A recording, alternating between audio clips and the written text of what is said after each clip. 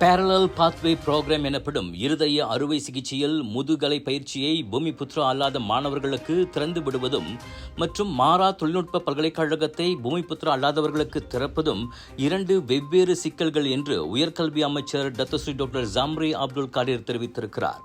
சில தரப்பினர் சூழ்நிலையின் சாதகத்தை பயன்படுத்திக் கொள்ள முயற்சிக்கின்றனர். ஆனால் உண்மையான பிரச்சனை என்னவென்றால், இந்த மாணவர்களுக்கு MMC எனப்படும் மலேசிய மருத்துவ மன்றத்தின் அங்கீகாரம் கிடைப்பது இன்னும் உறுதிப்படுத்தப்படவில்லை என அவர் சுட்டிக்காட்டினார். இது தொடர்பான ஒரு விரிவான முன்மொழிவு தீர்மானம் தயாரிக்கப்பட்டு ஜூன் 5ஆம் தேதி அமைச்சரவை கூட்டத்தில் சமர்ப்பிக்கப்படும் என்று அவர் கூறினார். இருதய அறுவை சிகிச்சைக்கான நிபுணத்துவ உயர்நிலை பயிற்சி திட்டம் தொடர்பான பிரச்சினைகள் குறித்து ஏப்ரல் மாதத்தில் தனது அமைச்சருக்கும் சுகாதார அமைச்சருக்கும் இடையே நடந்த கூட்டத்தில் விவாதிக்கப்பட்டதாக ஜம்ரி விளக்கம் தெரிவித்தார். இருதய அறுவை சிகிச்சை நிபுணர்களின் பற்றாக்குறையால் அரசாங்க மருத்துவமனைகளில் இருதயம் மற்றும் நுரையீரல் நோயால் பாதிக்கப்பட்டவர்களில் சுமார் 1500 பேர் மிகவும் சிரமத்தில் இருப்பதாக கடந்த மார்ச் மாதம் ஊடகத்தில் தகவல் வெளியானது.